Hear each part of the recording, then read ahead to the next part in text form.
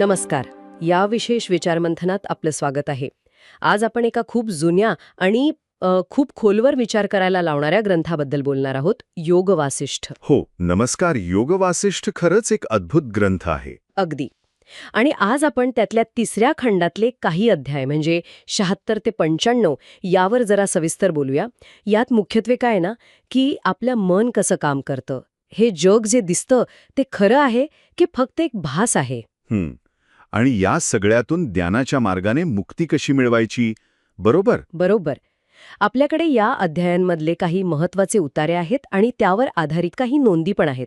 म्हणजे योग वासिष्ठ फक्त कथा नाही सांगत, तर चेतना म्हणजे काय, आपलं वास्तव कसं बनतं, यात मनाचा रोल किती मोठा आहे यावरचं हे एक सखोल तत्वज्ञान आहे. हो, नक्कीच. तर आज आपलं ध्येय काय, तर या स्रोतांमधून मनाची खरी ताकद काय आहे, हे वास्तव नेमकं कसं आहे आणि आत्मज्ञानाचा मार्ग कसा दिसतो हे समजून घेण्याचा प्रयत्न करूया. काय म्हणता? अगदी. सुरुवात करूया का? हो. सुरुवात करूया एका नाट्यमय कथेनं, कर्कटी नावाच्या राक्षसीची कथा.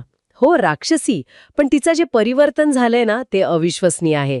ती पुढे देवी म्हणून ओळखली जाऊ लागली. ही कथा खरंच या अध्यायांच्या विचारांचं केंद्र आहे. तिची सुरुवातच होते एका मोठ्या नैतिक निर्णयाने, म्हणजे अध्याय 76 मध्ये. तिला थोडं आत्मज्ञानाचं महत्त्व कळू लागतं आणि ती ठरवते काहीही झालं तरी, जीव गेला तरी चालेल, पण अन्यायाने किंवा हिंसा करून मिळवलेलं अन्न खायचं नाही. म्हणजे तिच्या शब्दातच सांगायचं तर प्रतिष्ठित लोकांनी निषिद्ध केलेलं आणि अन्यायी मार्गाने मिळवलेलं अन्न आपला जीव धोक्यात घालूनही नाकारलं पाहिजे. विचार करा, एक राक्षसी असा विचार करतीये, म्हणजे तिच्या आत काहीतरी बदनायला सुरुवात झाली होती हे नक्की. बरोबर. आणि हा फक्त तिचा वैयक्तिक निश्चय नाहीये. हे दाखवतं की ज्ञानाचा पहिला परिणाम, पहिला स्पर्श हा नैतिकतेवर होतो. मग ती तपश्चर्या करते आणि पुढे तिची भेट होते राजा विक्रम आणि त्याच्या मंत्र्याशी. अध्याय 77-78 मध्ये हे. हो, आणि तिथे एक गंमत होते. ती आपलं भयंकर रूप दाखवते त्यांना घाबरवायला. पण राजा आणि मंत्री ते अजिबात घाबरत नाहीत, शांत स्थिर राहतात. हे खूप महत्वाचं आहे, कारण ग्रंथ काय सांगतो, शहाणे लोक आपलं कार्य शांतपणे पार पाडतात, त्यामुळे ते यशस्वी होतं. त्यांची ही शांतता, ही स्थिरता पाहूनच कर्कटीलाही त्यांच्याबद्दल आदर वाटतो आणि मग ती त्यांना आव्हान देते. हो, त्यांच्या ज्ञानाची परीक्षा घ्यायचं ठरवते ती, अध्याय 79 मध्ये. आणि तिचे प्रश्न काही साधे नाहीत. काय विचारते ती? ती विचारते, तो सूक्ष्म अणुकण कोणता आहे जो एक असूनही अनेक आहे आणि समुद्रासारखा विशाल आहे, म्हणजे थेट परमतत्व. ब्रह्मण म्हणजे काय, हे जग खरं की भास, चेतनेची भूमिका काय, असे खोल तात्विक प्रश्न. अच्छा, म्हणजे हे फक्त माहिती विचारणं नाही, तर समोरच्याच्या अनुभवाची खोली तपासणं आहे. अगदी. आणि मग मंत्री आणि राजाजी उत्तरं देतात. अध्याय 80-81. ती म्हणजे अद्वैत वेदांताचं सारच आहे. ते सांगतात की अंतिम सत्य एकच आहे, ब्रह्मण. ते निराकार, सगळीकडे पसरलेलं चेतना स्वरूप आहे. आणि हे सगळं जग, हे सगळे अनुभव, हे त्याच ब्रह्माचे वेगवेगळे आविष्कार आहेत. उदाहरण दिलंय का काही? हो, खूप सुंदर उदाहरण आहेत. जसं सोनं एकच असतं, पण त्यापासून बांगडी, हार अशी वेगवेगळी दागिने बनतात. दागिने वेगळे दिसले तरी त्यांचं मूळ सत्य सोनंच आहे. तसंच हे जग आहे. अच्छा. ते म्हणतात, सर्व गोष्टी केवळ त्या सूक्ष्म चेतनेचं प्रतिबिंब आहेत. सोन्याच्या बांगडीप्रमाणे असत्य. आता असत्य म्हणजे काय, की ते अस्तित्वातच नाही असं नाही, पण त्याचं स्वतःचं स्वतंत्र अंतिम असं अस्तित्व नाही. ते मूळ सत्यावर अवलंबून आहे. कळलं. आणखी एक उदाहरण? हो, आणखी एक दृष्टांत आहे की जग हे देवी चेतनेच्या घन प्रकाशाची सावली आहे. किंवा स्वप्नातल्या शहरांसारखं, नाहीतर मृगजळासारखं अनुभवताना खरं वाटतं, पण जागं झाल्यावर कळतं की तो फक्त भास होता. हे ऐकायला खूपच गहन आहे. म्हणजे हे आपलं रोजचं जग, हे सगळं त्या एकाच चेतनेचं रूप, सोन्याच्या बांगडीसारखं. मग ती बांगडी घालताना जे फिलिंग येते किंवा जगात सुखदुःख अनुभवताना जे वाटतं ते खोटं म्हणायचं? कर्कटीची भूक ती खरी नव्हती का? हाच कळीचा मुद्दा आहे. ग्रंथ असं नाही म्हणत की अनुभव खोटे आहेत. आता बघा, स्वप्नात वाघ मागे लागला तर भीती वाटतेच ना, ती खरी वाटते. हो, अगदी. तसंच जगातले अनुभव, सुख, दुःख, भूक हे त्या पातळीवर खरेच आहेत, पण ते अंतिम सत्य नाहीत. ते बदलणारे आहेत, सापेक्ष आहेत. असत्य किंवा भ्रम म्हणण्याचा अर्थ काय, की ते स्वयंभू नाहीत, ते त्या मूळ चेतनेवर, ब्रह्मावर अवलंबून आहेत. जशी समुद्रावर लाट येते आणि जाते. लाट खरी आहे, पण तिचं मूळ आणि अंत काय, तर समुद्रच. कर्कटीची भूक खरी होती, पण ज्ञानामुळे तिला दिसलं की ती भूक शमवण्यासाठी जी पद्धत ती वापरत होती, म्हणजे हिंसा, ती तिच्या खऱ्या स्वरूपाशी जुळणारी नाही. तिने अनुभवाला नाकारलं नाही, पण अनुभवापलीकडचं सत्य पाहण्याचा प्रयत्न केला. अच्छा, म्हणजे अनुभवांना नाकारायचं नाही, पण त्यांच्या पलीकडचं सत्य ओळखायचं. आणि या ज्ञानामुळे कर्कटीमध्ये काय बदल झाला मग? प्रचंड, खूप मोठा बदल झाला तिच्यात. हे ज्ञान ऐकून आणि ते स्वीकारून कर्कटी अक्षरशः बदलून जाते. म्हणजे अध्याय 82-83 मध्ये येतं हे, ती हिंसा पूर्णपणे सोडते, तपश्चर्येचा मार्ग स्वीकारते. अरे वा. इतकंच नाही, तिला ब्रह्मदेवाकडून एक वरदान मिळालेलं असतं, कॉलरा बरा करण्याचा मंत्र. तो ती लोकांच्या भल्यासाठी वापरते. राजा तिला शिक्षा झालेल्या गुन्हेगारांना खाण्याची परवानगी देतो, पण आता हे कृत्य राक्षसी नाही तर न्यायाचं आणि समाजासाठी गरजेचं मानलं जातं. म्हणजे तिची ओळखच बदलली पूर्णपणे. अगदी. लोक तिला कंदरा देवी किंवा मंगला देवी म्हणून पूजू लागतात. जसं म्हटलंय, सज्जनांची संगत दुःख दूर करते, जसा दिवा अंधार नाहीसा करतो.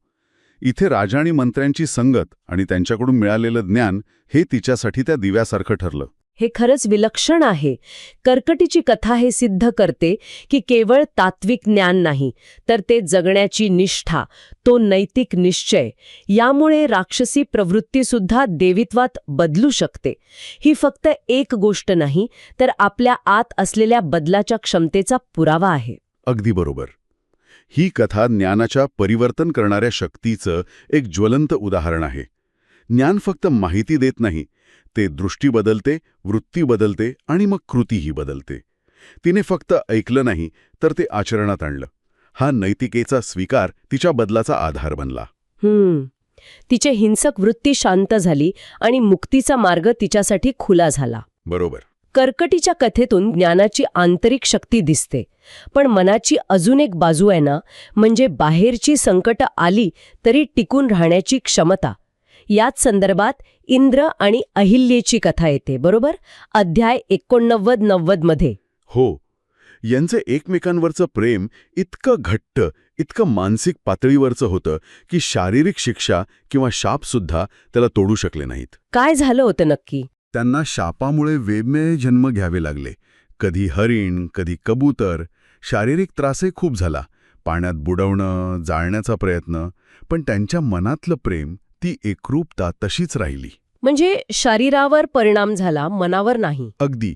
ग्रंथ स्पष्टच म्हणतो, भारताचा शाप फक्त त्यांचे शरीर बदलू शकला, तो त्यांच्या मनाला किंवा आत्म्याला कधीच स्पर्श करू शकला नाही. हे खूप महत्वाचं वाक्य आहे. हो, खरंच.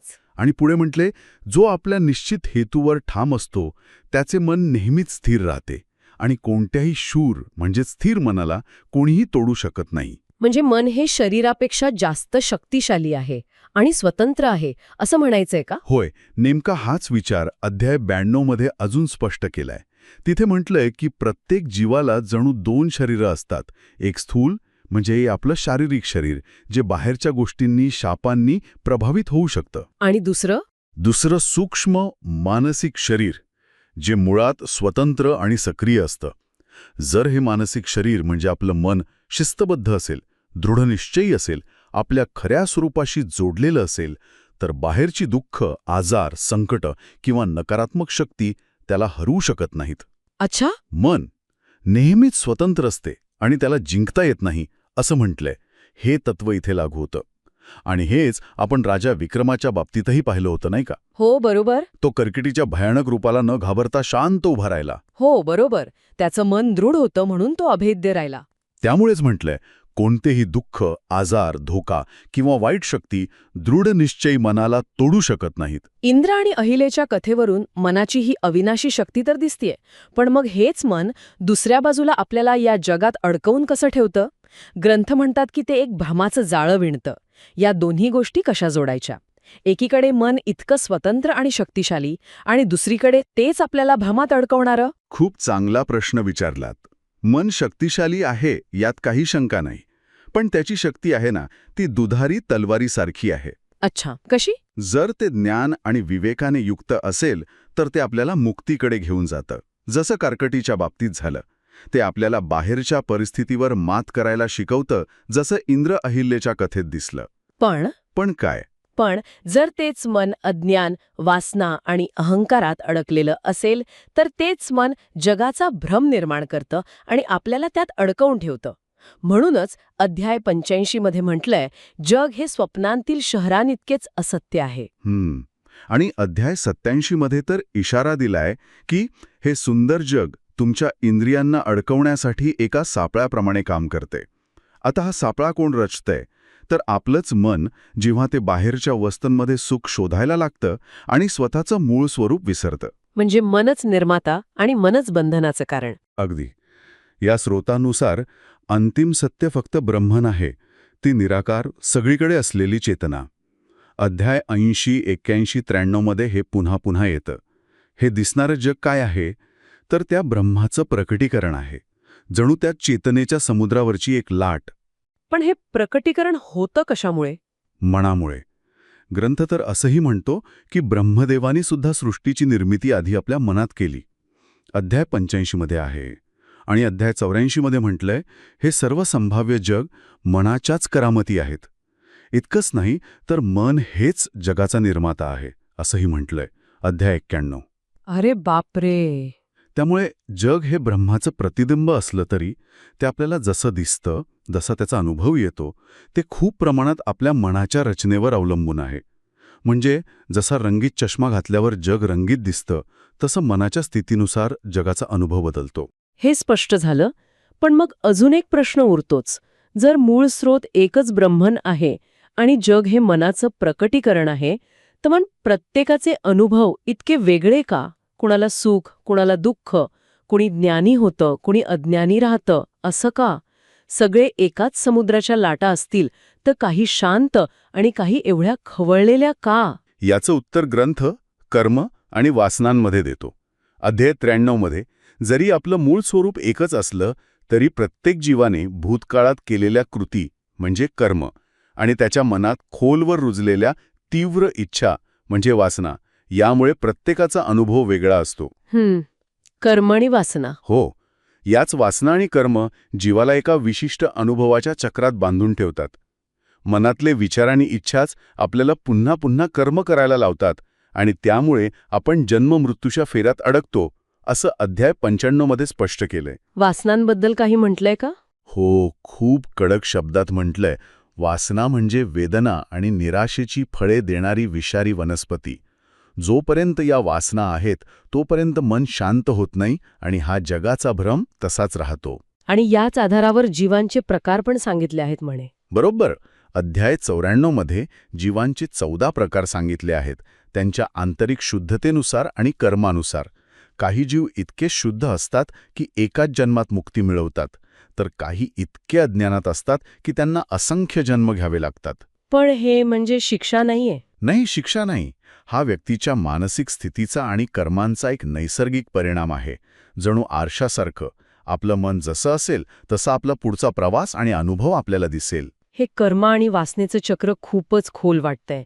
यातून बाहेर कसं पडायचं? म्हणजे मुक्ती कशी मिळवायची? हाच तर खरा प्रश्न आहे. हो, नक्कीच. आणि याचे मार्ग पण सांगितले आहेत. 2 मुख्य मार्ग या अध्यायामध्ये स्पष्ट दिसतात. पहिला आणि सर्वात महत्त्वाचा मार्ग आहे ज्ञानाचा. ज्ञान म्हणजे काय? ज्ञान म्हणजे स्वतःचं आणि या विश्वाचं खरं स्वरूप ओळखणं. मी म्हणजे फक्त हे शरीर आणि मन नाहीये, तर त्या पलीकडचा, त्या परमतत्वाचा, ब्रह्माचाच अंश आहे, हे सत्य अनुभवणं. जेव्हा हे ऐक्य समजतं तेव्हा जगाचे भ्रम आपोआप गळून पडतात. आणि यासाठी काही साधन? हो, ग्रंथ विवेकाची कुऱ्हाड वापरायला सांगतो, म्हणजे ॲक्ट्स ऑफ रिझन. अध्याय 93 मध्ये आहे हे. या विवेकाने आपल्या भ्रामक समजुतींना तोडून टाकायचं. अच्छा. आणि दुसरा मार्ग? दुसरा मार्ग जो ज्ञानाशी जोडलेलाच आहे, तो म्हणजे मनाची स्थिरता साधणं. जोपर्यंत मन सतत विचार आणि इच्छांच्या मागे धावतंय तोपर्यंत ते ब्रह्मापासून वेगळं वाटतं. पण जेव्हा मनाच्या या क्रिया थांबतात, जेव्हा ते शांत आणि स्थिर होतं, तेव्हा ते आपोआप आपल्या मूळ स्रोतात म्हणजे ब्रह्मामध्ये विलीन होतं. अध्याय 95 मध्ये हे स्पष्ट आहे. म्हणजे मनाची चंचलता सडथळा आहे. त्या थांबल्याने पुनर्जन्मातून मुक्ती मिळते. हे दोन्ही मार्ग, ज्ञान आणि मानसिक शांती, एकमेकांना मदत करतात. ज्ञान मनाला शांत करतं आणि शांत मन ज्ञानाला अधिक स्पष्टपणे ग्रहण करू शकतं. तर आजच्या या सविस्तर चर्चेतून आपण योग वासिष्ठातील काही खूप महत्वाचे विचार पाहिले. मनाची अफाट शक्ती जी वास्तव घडवू शकते आणि भ्रमात अडकवूही शकते. हे जग एका स्वप्नासारखं असू शकतं, ही कल्पनाच मुळात थक्क करणारी आहे. ज्ञानामुळे आणि नैतिकतेमुळे कर्कटीसारख्या राक्षसीचं देवीमध्ये झालेलं ते अविश्वसनीय परिवर्तन, इंद्र आणि अहिल्याच्या कथेतून मनाचं ते अविनाशी रूप, आणि सर्वात महत्त्वाचं, या सगळ्यातून बाहेर पडण्याचा मार्ग, आत्मज्ञान आणि मानसिक शिस्तीतून मिळणारी मुक्ती. खरंच हे विचार फक्त वाचायचे नाहीत, तर जगण्याला एक नवी दिशा देऊ शकतात. हो, खरं आहे. आणि या सगळ्या चर्चेनंतर एक विचार नक्कीच मनात येतो, जो या स्त्रोतांच्या आधारावर आपल्याला अजून विचार करायला लावतो. कोणता विचार? विचार हा की जर आपलं मनच आपलं वास्तव आणि आपले अनुभव इतक्या मोठ्या प्रमाणावर घडवत असेल, जर बाहेरचं जग हे खूपसं आपल्या आतल्या मनाचं प्रतिबिंब असेल, तर मग आपलं सगळं लक्ष आणि ऊर्जा फक्त बाहेरची परिस्थिती बदलण्यावर खर्च करण्याऐवजी थोडं आत वळून पाहिलं तर, स्वतःच्या चेतनेचं, आपल्या मनाचं खरं स्वरूप समजून घेण्याचा प्रयत्न केला तर, कोण जाणे कोणती नवीन अद्भुत शक्यता आपल्यासमोर उघडेल. म्हणजे खरा बदल आतूनच सुरू होतो असं म्हणायचंय का? कदाचित यावर विचार करायला नक्कीच हवा.